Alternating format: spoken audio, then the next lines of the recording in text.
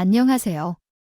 오늘도 와주셔서 감사드리고요. 바로 사연을 읽어보겠습니다. 저희 시어머니는 결혼 전부터 까다로운 분이었어요. 아마도 시댁의 독특한 가품 때문인 것 같았어요. 시댁은 가품과 가열이 있는 집안으로 지금도 시댁 중가집에 가면 고택이 있을 정도예요. 심사 과정을 거쳐 도청에서 고택으로 인정을 해준 집으로 전시관까지 설치가 되어 있어 오래된 문화재를 보관하고 있어요. 과거에는 99칸이나 되는 가옥이 있을 정도로 부유했다고 해요. 저는 이런 고택이나 종가집에 관해서는 잘 몰랐지만 남편 될 사람의 집안이 그런 가풍을 지녔다고 하니 신기하게 생각을 했어요. 남편은 결혼 전에 저에게도 자랑을 한다고 그 고택에 저를 데리고 간 적이 있었어요.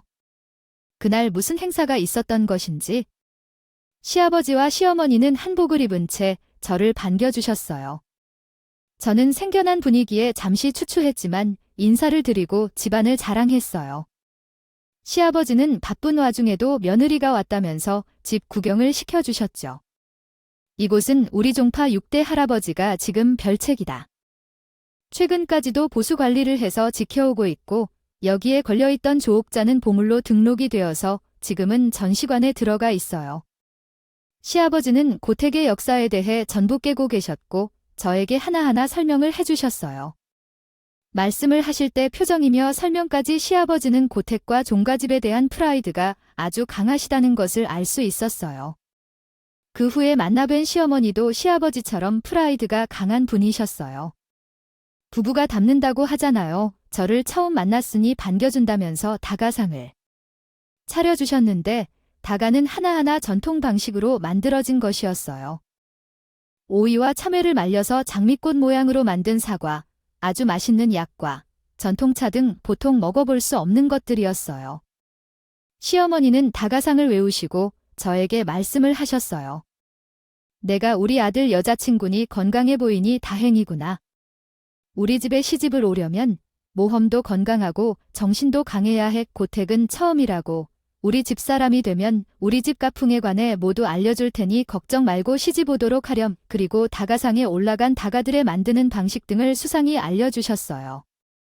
저는 첫 방문을 통해 시부모님 두 분이 지켜온 집안의 규율과 전통에 관해 충분히 느낄 수 있었어요. 여전히 저에게는 다소 어색했지만 그래도 두 분이 저에게 친절하셨기에 기운되어요. 때문에 저는 마음을 놓을 수 있었어요.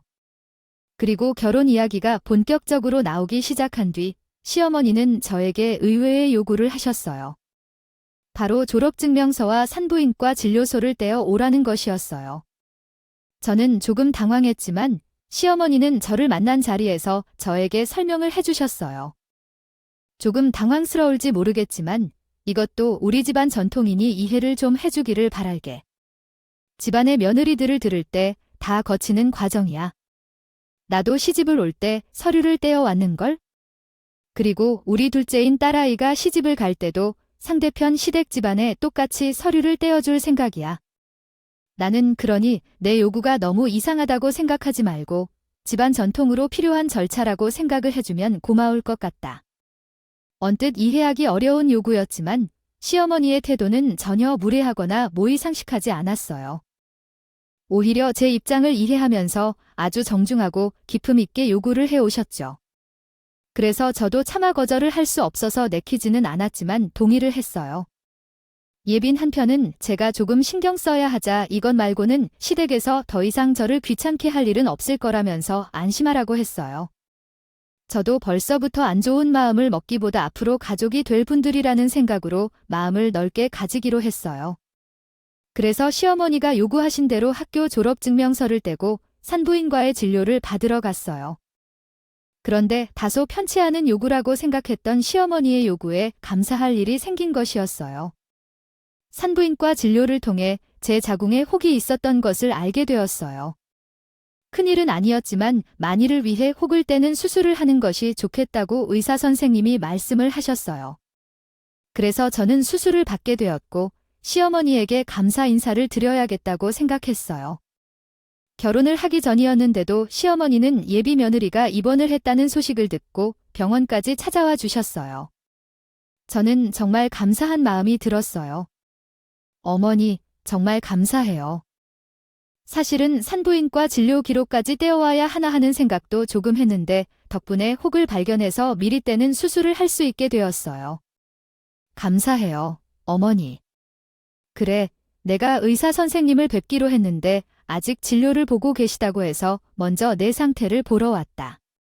괜찮아 보이니 다행인데 일단 내가 의사 선생님을 좀 배워야겠다. 저는 시어머니가 굳이 의사 선생님을 뵙겠다고 하시는 것이 조금 이상했어요. 또 시어머니는 처음 배웠을 때보다 태도가 좀 차가워지신 것 같았어요.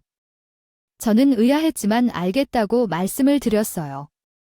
조금 후에 의사 선생님이 돌아오셨다고 해서 시어머니는 바로 병실을 나가셨어요. 그리고 조금은 돌아오신 시어머니는 제 침상 옆으로 오시더니 이렇게 말씀을 하셨어요. 방금 의사 선생님을 뵙고 왔는데 내 병은 혹만 떼고 나면 임신에 큰 문제가 없다고 하시더구나. 다행이지 뭐야? 나는 혹시나 거의 임신이 안 될 줄 알고 결혼 걱정을 했다. 그 아무 문제 없다고 하시니 얼른 수술받고 나와서 만나자 시어머니는 그렇게 말씀을 하시고 돌아가셨어요. 그런데 그 말을 들은 제 마음은 어딘지 모르게 편치 않았어요. 의사 선생님께 임신에 문제가 없다는? 말을 듣고 난 뒤에야 결혼을 해도 괜찮겠다고 안심을 하셨다는 것일까요? 그렇다면 임신에 문제가 있다면 결혼을 못하는 것이 될 예정이었는지. 저는 그것이 조금 신경이 쓰였어요. 하지만 이미 지나간 일이고 필요 이상으로 신경을 쓰고 싶지 않아서 일단 넘어가기로 했어요. 그렇게 수술을 하고 회복을 한 뒤 본격적인 결혼 준비가 시작되었어요. 상견례를 하고 결혼 절차를 밟는데 전통이 있는 집안이라서 그런지 예전에 결혼 절차 중 어느 것 하나 생략되지 않았어요. 요즘은 많이들 생략하는 예단, 예물부터 시작해서 한받는 절차 등 모든 것을 하게 되었죠. 이 모든 걸 다 해야 한다니 조금 번거로웠지만 남편 집안의 문화라고 존중하고 모두 진행했어요. 결혼식에서도 패백 등을 생략하지 않아서 시간이 오래 걸렸어요. 어쨌든 힘들었지만 결혼식을 모두 끝내고 드디어 신혼여행을 떠났어요. 신혼여행에서 돌아온 뒤 어른들께 인사를 드릴 겸 시댁에 가서 하룻밤 자고 가게 되었어요. 그런데 시댁에 인사를 드리고 저녁을 먹고 나서 저는 또 다소 당황스러운 요청을 받게 되었어요. 시댁에서의 첫 잠은 시어머니랑 둘이서 자야 한다는 것이었어요. 이게 시댁의 가풍이라고 전통이라면서 시어머니 본인도 시집 왔을 때 시할머니와 첫날 동침을 했다고 하시는 것이었어요.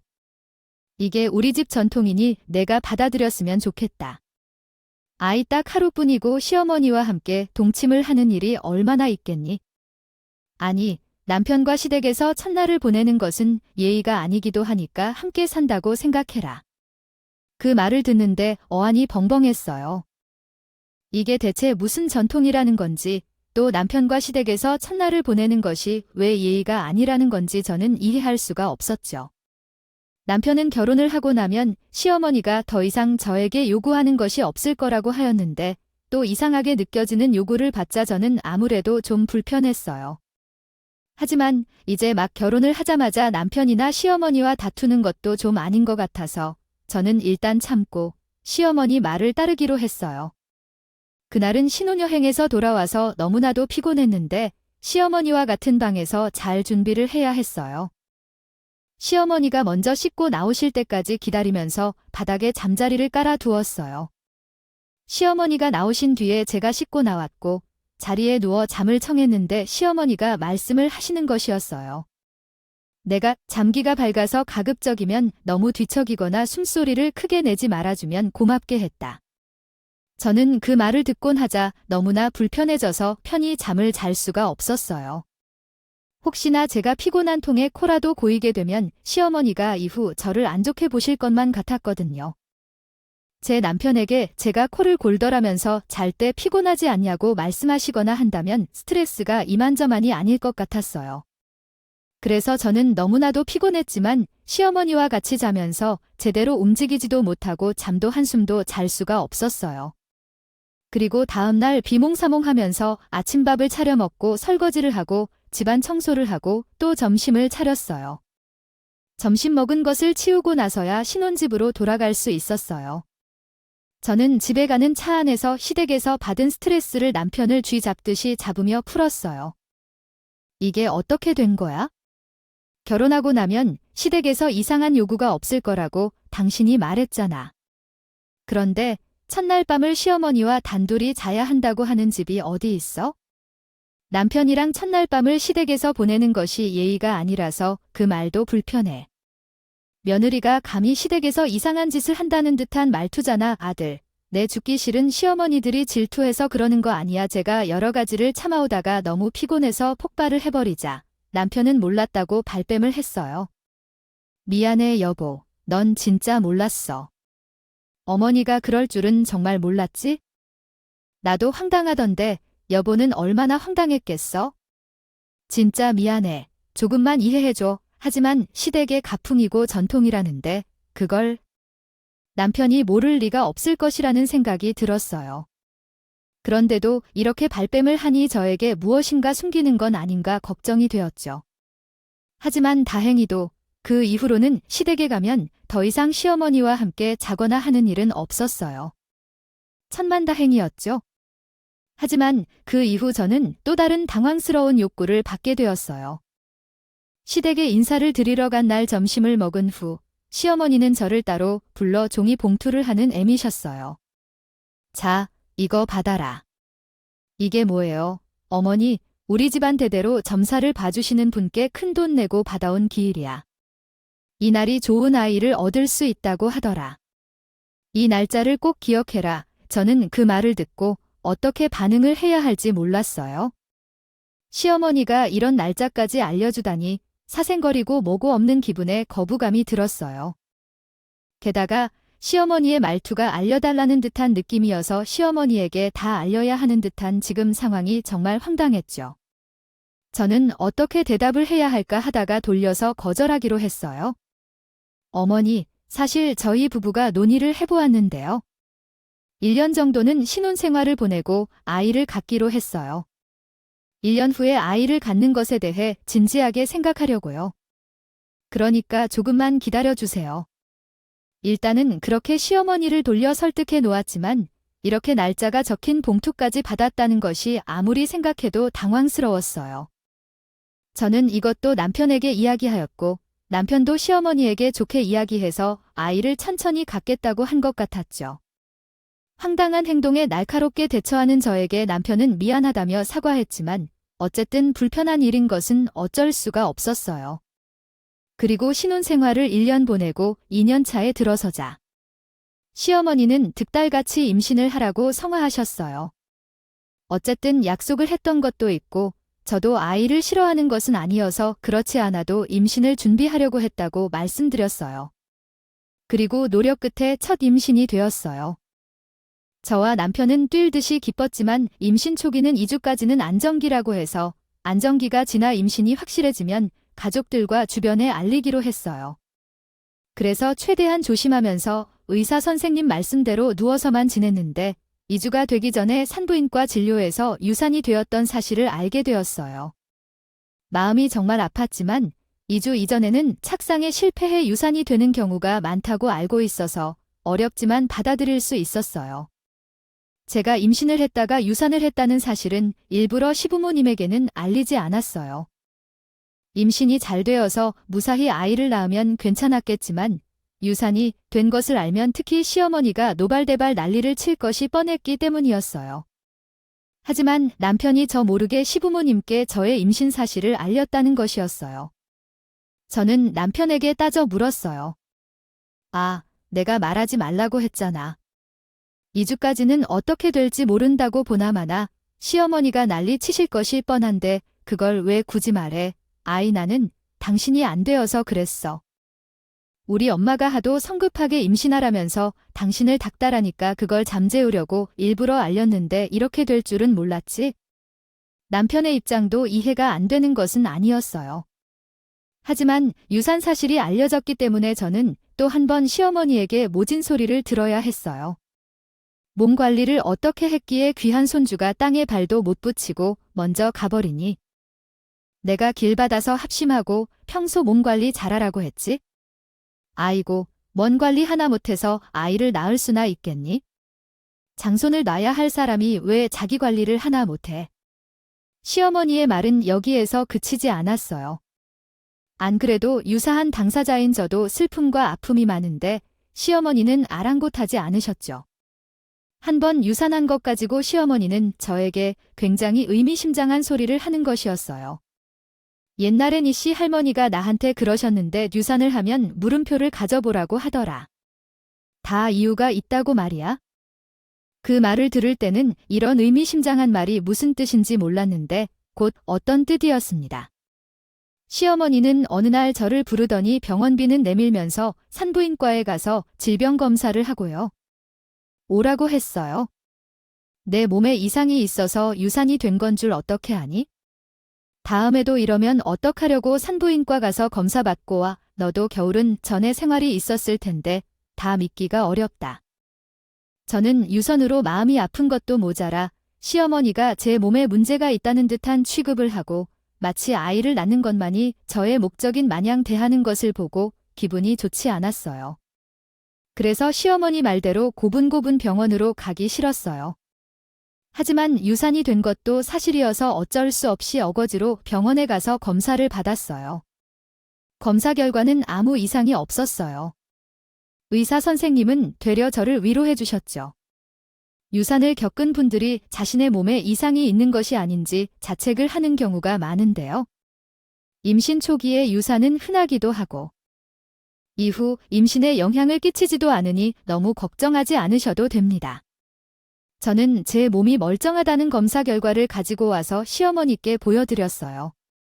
그런데 보여드리면서도 제가 이렇게까지 해야 하는지 참 어이가 없었죠.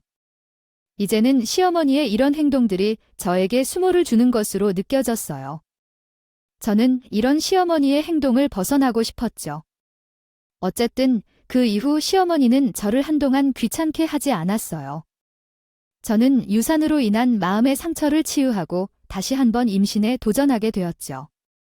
그리고 시간이 지나 드디어 완전히 임신이 되었어요. 저는 기뻐서 눈물을 흘렸어요. 먼저 떠나보낸 아이가 있다는 생각이 자꾸 들어서 힘들었는데 이번에 온 아이는 꼭 지키고자 했어요. 그래서 시어머니의 잔소리가 아니더라도 집에서 거의 누워서 지내고 몸에 좋다는 것은 다 찾아 먹었어요. 임산부를 위한 체조도 집에서 따라서 하고요. 그렇게 조심스러운 임신 기간을 보내고 전 드디어 아이를 출산했어요. 기쁨 속에 아이를 출산하였어요. 하지만 정말 아이를 얻는다는 일은 쉽지가 않았죠. 어렵게 얻은 아들은 심장에 문제가 있었어요.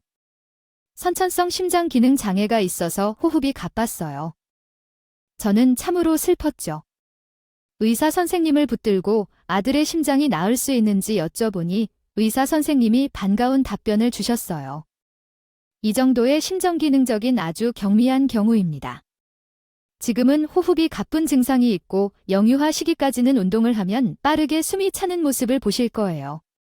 하지만 꾸준한 약물 치료와 운동을 병행하면 청소년기에 진입할 때쯤에는 보통의 아이들과 다름없이 성장할 수 있을 겁니다. 많이 걱정하실 정도는 아니니 걱정 마세요.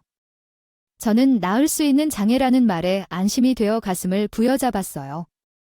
정말 이렇게 다행일 수가 없었어요. 그렇게 병원에서 산후조리를 하고 있는데 이 소식이 시어머니의 귀에 들어갔어요. 시어머니는 아들을 낳았다는 소식에 매우 기뻐하고 계셨는데 그 귀한 손자가 아프다는 소리를 듣게 되자 병원에 와서 제 탓을 하였어요. 네, 이럴 줄 알았다. 그러게, 내가 문제가 있다고 했잖아.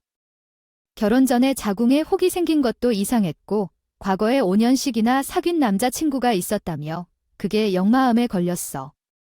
둘이서 무슨 일이 있었는지 어떻게 알겠어? 저는 그 말을 듣고 정말 깜짝 놀랐어요. 제 자궁에 혹이 있어서 혹을 뗀 것은 시어머니도 알고 있는 일이었지만 제가 과거에 5년 동안 사귀었던 남자친구 있다는 것은 어떻게 알고 있는지 몰랐거든요. 이건 남편에게도 말을 한 적이 없는 일이었는데 시어머니가 알고 있을 리가 없었어요. 설마 제 뒷조사까지 한 건가 생각이 드니 소름이 쫙 끼쳤어요. 아이고, 엄마 출산한 지 얼마 안 된 사람한테 너무 하는 것 아니에요. 이제 그만하시고 오늘은 돌아가세요. 시어머니가 소란을 피우자 남편이 중간에서 그 난리를 잠재우면서 일단락이 되었어요. 하지만 저는 시어머니가 돌아간 뒤에도 정말 너무나 찜찜했어요. 지금까지 임신에 집착하시는 시어머니의 모습도 부담스럽고 불편했는데 제 뒷조사까지 해서 그것을 빌미로 제 탓을 하다니 정말 괴상한 사람이라는 생각이 들었어요. 어쨌든 그날 이후 남편이 시어머니로부터 저를 보호해준 덕에 저는 산후조리에 집중하면서 시어머니에 대한 생각을 그만할 수 있었어요. 그런데 시어머니는 제 탓이 안 먹히니 그것이 분했던 것 같아요. 산후조리를 끝내고 집으로 돌아온 후 저는 어린 아들을 데리고 정기적으로 병원 진료를 가게 되었어요. 병원 정기진료가 있던 어느 날 저희 친정엄마가 손자를 보고 싶다면서 병원에 같이 가자고 연락을 하셨어요. 그래서 친정엄마와 함께 병원에 도착해서 엄마는 밖에서 기다리고 저는 아들을 데리고 진료실에 들어가 있었어요. 그날 시어머니가 저와 아들이 병원에 갔다는 말을 남편에게 듣고 병원으로 찾아오셨어요. 그리고 시어머니는 저희 친정엄마를 만나 인사를 나눈 뒤 아들의 병에 대해 이야기를 하기 시작했어요. 그 손자가 아파서 어떡하죠? 아주 속상하네요. 그래도 나을 수 있다고는 하는데, 정말 나을 수 있을지 의사 선생님이 그렇게 말씀하셨으니 나을 거예요. 사돈 어린 것이 아픈 건 정말 안타깝지만 잘 이겨내 주기를 바랄 뿐이죠. 그렇게 평범하게 대화를 하던 시어머니는 갑자기 생각이 난 듯이 아이가 아픈 것을 또 제 탓이라면서 제가 문제가 있어 그런 거라는 말을 시작했어요. 마침 제가 진료실에서 나오고 있었는데 시어머니는 저 들으라는 듯이 대놓고 말을 했어요. 그런데 며느리는 과거에 대체 무슨 짓을 한 거래요? 무슨 일이 있었기에 아이가 유선이 되고 겨우 얻은 아이도 몸이 아프냐는 말이에요. 혹시나 병이 있을까봐 제가 몇 번을 검사를 시켰는지 몰라요.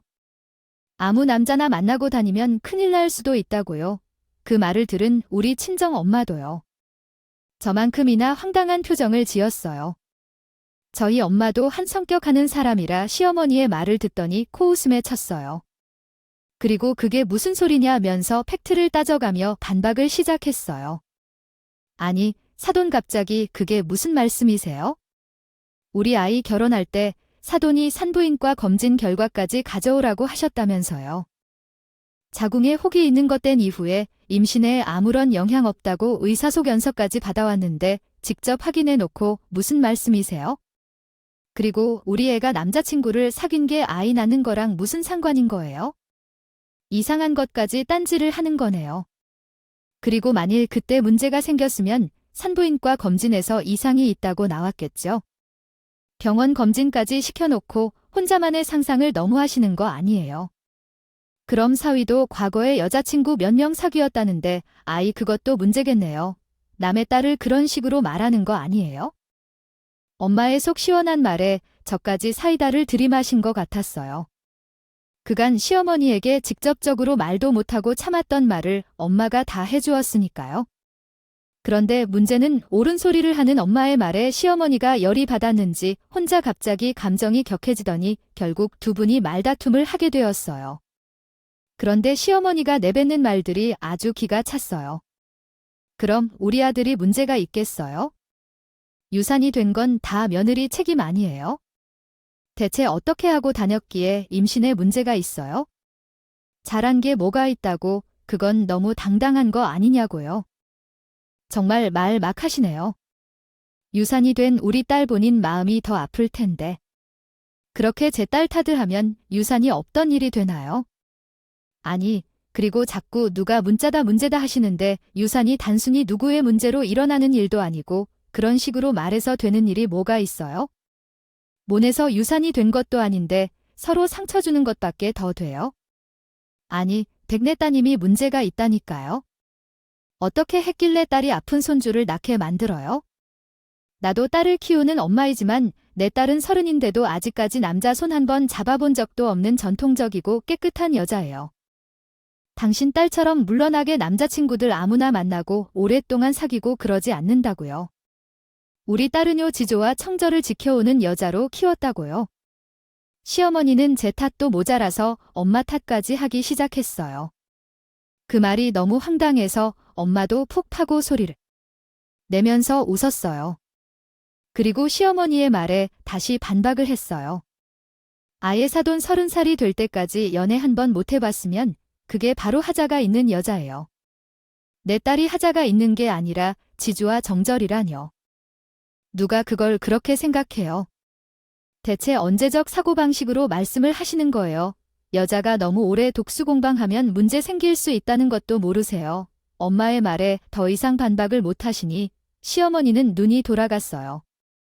결국 시어멜니는 흥분해서 벌떡 일어나더니 정당에는 엄마의 멱살까지 참는 것이었어요.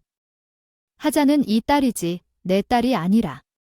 당신부터 하자가 있어 하 작품 딸을 낳은 주제에 무슨 말이 많아.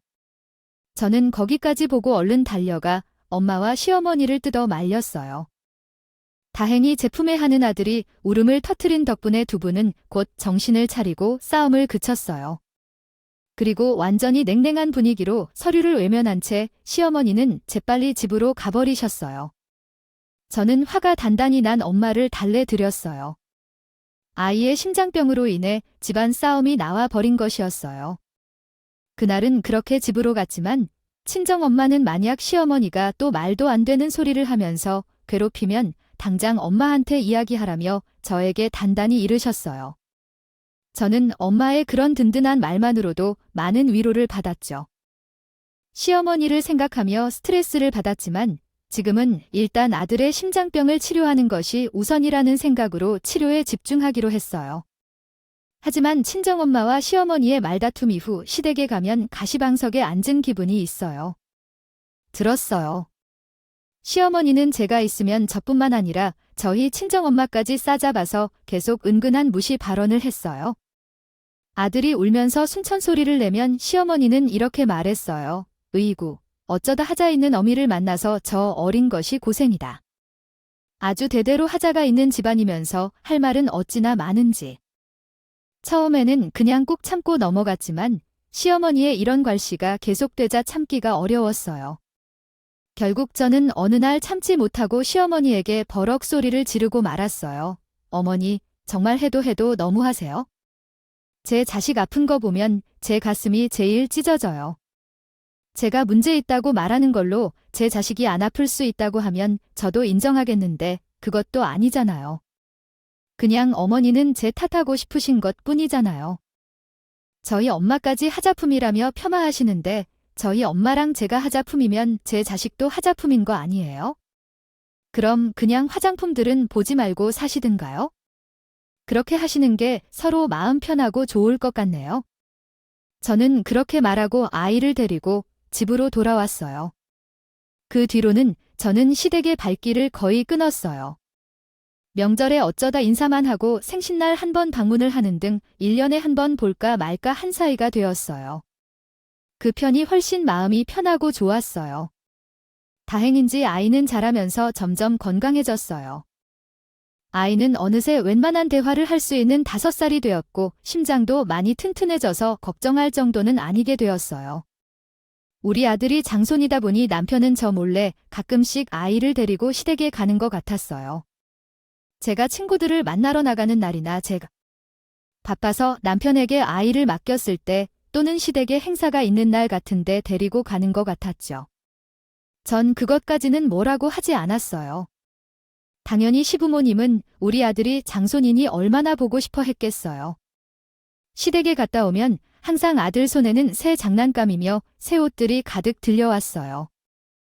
새 물건들을 보면 그날은 남편이 애를 데리고 시댁에 갔다 왔구나 생각을 했어요. 그러던 사이에 시누이가 35살이 되었는데 드디어 결혼을 한다고 했어요. 시누이의 결혼으로 상견례와 결혼식에 참석하게 되면서 다시 시댁의 빈번히 발길을 할 수밖에 없게 되었어요. 몇 년을 서먹하게 지내다가 만나니 어색했지만 시어머니도 저에게 더 이상 함부로 대하지는 않으셨어요. 그런 시어머니를 보니 계속 미워해서 무엇을 하겠나 싶은 생각도 들었어요. 그래서 시누이의 결혼을 준비하면서 시어머니와 어느 정도 다시 말을 트고 전보다는 빈번히 얼굴을 보게 되었어요. 그렇게 시누이가 결혼을 했어요. 시누이는 시어머니의 바람대로 전통 있는 가문의 장손과 결혼을 했어요. 전통 방식의 야외 결혼식을 했고 시어머니는 금지옥엽으로 지주 있게 키운 딸이 시집을 간다면서 눈물을 훔치셨어요. 저는 시어머니의 사랑을 받지는 못했지만 시누이라도 시어머니의 이상향을 이루어준 것 같아서 다행이라는 생각도 들었어요. 그런데 그 후 건강했던 아들이 갑자기 또 몸이 안 좋아지게 되었어요. 어린이집에서 달리기를 하다가 쓰러졌는데 입술이 청색이 되면서 숨을 잘 못 쉬어서 급히 병원에 실려가 입원을 하게 되었어요. 소식을 듣고 정신없이 병원으로 뛰어가 아들의 상태를 확인했어요. 다행히 아들은 안정이 되어서 밝은 얼굴로 저를 맞이해줬어요.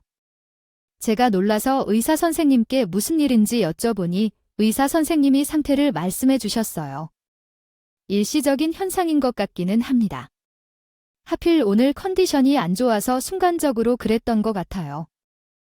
아직 심장이 모두 낫지 않았으니 조심은 하셔야겠지만 너무 걱정을 하지 않으셔도 될 것 같습니다. 하지만 며칠 더 입원하면서 상태를 조금 지켜본 뒤에 퇴원하시는 것이 좋겠어요. 소식을 듣고 병원으로 달려온 시부모님도 의사 선생님의 말씀을 듣고 가슴을 쓸어내렸어요. 그런데 의사 선생님이 돌아가신 뒤 시어머니는 또 갑자기 제 탓을 하면서 제 과거 이야기까지 끄집어내는 것이었어요. 그러게 왜 방탕하게 남자친구들을 만나고 다녀서 모험의 하자를 만들어 과거의 남자를 얼마나 오래 만났으면 문제가 생겨서 아픈 아이를 아느냐 말이야? 하여간 정말 마음에 안 들어. 정말 내가 너를 며느리로 들이는 게 아니었어. 제가 또 그 지긋지긋한 소리를 듣고 더 이상 항변할 힘도 없어서 인성만 쓰고 앉아있자 그 모습을 본 아들이 시부모님을 향해 생각지도 못한 말을 하는 것이었어요. 그런데 고모도 남자친구들 많이 만나고 다니는데 왜 우리 엄마한테만 그래요? 예상치 못한 아들의 폭탄 발언을 시부모님은 물론이고 저도 눈을 동그랗게 뜨고 아들을 쳐다봤어요. 아들, 그게 무슨 소리야? 고모가 남자친구들을 만나고 다니는 걸 내가 봤어? 응, 아빠랑 같이 할머니네 갔을 때 봤어. 고모가 나가서 뒷마당에서 어떤 아저씨랑 앉고 있었어. 저번에는 나이 많은 할아버지랑도 그랬어. 그 사람들, 고모 남자친구 아니야? 저는 생각지도 못한 아들의 말에 입이 떡 벌어졌어요. 5살밖에 안 된 아들이 거짓말을 할 리도 없고. 그렇다면 그 지조 있고 정절이 있다는 시누이가 여러 남자들과 바람을 피우고 있다는 말이었으니까요. 시부모님은 깜짝 놀라 자리에 벌떡 일어나며 말했어요. 그게 대체 무슨 소리냐? 응. 아, 이게 무슨 소리야. 그러면서 시부모님은 당장 시누이를 만나봐야겠다면서 집으로 달려갔어요. 저는 남편에게 전화를 걸어 아들의 병간호를 하라고 병원으로 불러들였고 저도 곧장 시댁을 향해 내 눈으로 시누이의 행실을 확인해봐야 됐어요. 남편은 알겠다고 하고 병원으로 왔죠. 시댁에 가니 시부모님은 신우를 불렀고 문책을 하시더라고요. 그러니 신우는 무슨 소리냐며 발뺌을 하고 말도 안 된다고 난리를 치더라고요. 되려 저보고 애교육을 어떻게 시켰냐고 하는데 저는 그때 아들의 말이 생각났고 스치듯 몇 주 전에 시댁 뒷마당에 설치한 CCTV를 살펴보자고 했어요. 남편이 불안하다고 해서 설치를 해둔 거였거든요. 아들 말대로 뒷마당에서 신우의 모습이 찍혀 있으면 그게 증거가 되는 거니까요. 그러자 시누이는 기겁을 하며 집에 왜 CCTV가 설치되어 있는 거냐고 당황하며 몸을 들썩이더군요. 그렇게 빨리 확인을 해보자고 제가 나섰고 얼마 전 주말에 다 같이 모였을 때를 돌려봤어요. 그러니 정말 제 아들 말대로 신우가 뒷마당에서 신우의 남편이 아닌 다른 남자와 스킨십을 하고 있는데 자세히 보니 계속해서 물어보니 이미 20대 때부터 그랬다는 것이었죠. 그것이 이어져서 시누이는 결혼을 했는데도 이 남자, 저 남자를 만나고 있었고 심지어 시아버지뿐만 아니라 다른 나이 많은 사람도 만나고 있었어요. 그 사람에게는 물질적인 도움까지 받고 있다고 했어요. 시부모님도 저도 충격을 받고 시누이에게 어쩌다 이렇게 되었느냐며 질책을 하니 시누이도 눈물을 펑펑 쏟으며 자신에게 문제가 있다는 것을 알고 있다고 했다는 것이었어요. 정신적인 문제가 남성 편력으로 나타나는 것 같아서 정신과에 가서 진료도 받아보았는데 의사 말이 전통을 중시하는 엄격한 집안에서 자랐기에 억압된 욕구가 남성 편력으로 표출되는 것이라고 했대요. 그것이 스스로 자제가 안 될 만큼 심하니 상담과 행동요법을 받아보라고 했는데 치료를 받을 때는 반짝 좋아졌지만 그 뒤로는 다시 문제가 계속되었다고 했어요. 신우이는 울면서 손이 발휘되도록 빌었지만 시부모님과 저에게 빈다고 될 일이 아니었죠. 신우이는 그 뒤 더 충격적인 발언을 했는데 현재 남편이 자신의 불륜을 눈치채고 증거를 모으고 있는 것 같다는 것이었어요. 그 말에 시부모님은 완전히 뒤집어지셨어요. 전통과 기품이 있는 집안의 딸이 불륜으로 내쫓기게 생겼으니 그보다 큰일은 없었겠죠? 그렇게 우리 아들이 꺼낸 말 한마디에 시댁은 완전히 풍비박산이 되었어요. 그나마 다행이라고 한다면 아직 신우이의 불륜이 들키지 않았다는 것일까요? 시어머니는 그 후 신우이를 정신과에 데리고 다니면서 어디에도 가지 못하게 하며 치료를 시작했어요. 저는 어느 날 친정엄마와 함께 아들을 보고 있다가 신우이를 정신과에 데리고 갔다 혼자 돌아온 시어머니와 마주쳤어요. 저는 그런 시어머니에게 한마디 해줬어요.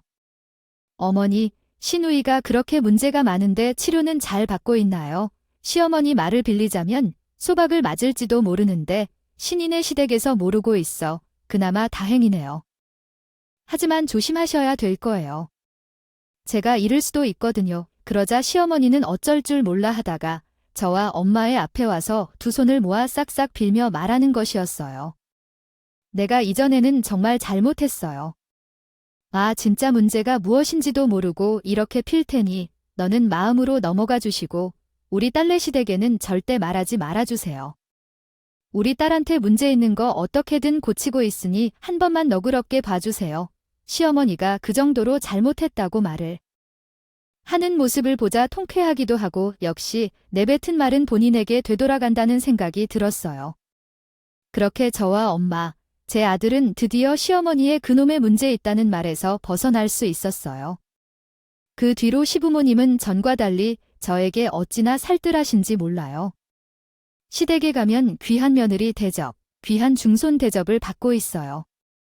저도 이제는 마음이 풀려서 시부모님께 너무 독하게 굴지 않기로 했어요. 어쨌든 제 아들이 할머니, 할아버지 사랑을 받으며 자라는 것이 좋으니 시댁과 척줘서 좋을 것도 없으니까요. 제 사연은 여기까지예요. 말도 안 되게 여자만 문제가 있다고 짚어내는 옛날 사고방식에서 벗어나 얼마나 좋은지 몰라요. 들어주셔서 감사하고요. 모두 건강하고 행복한 매일 보내세요. 오늘도 끝까지 함께 해주셔서 감사하고요. 다음 영상으로 또 찾아뵙겠습니다.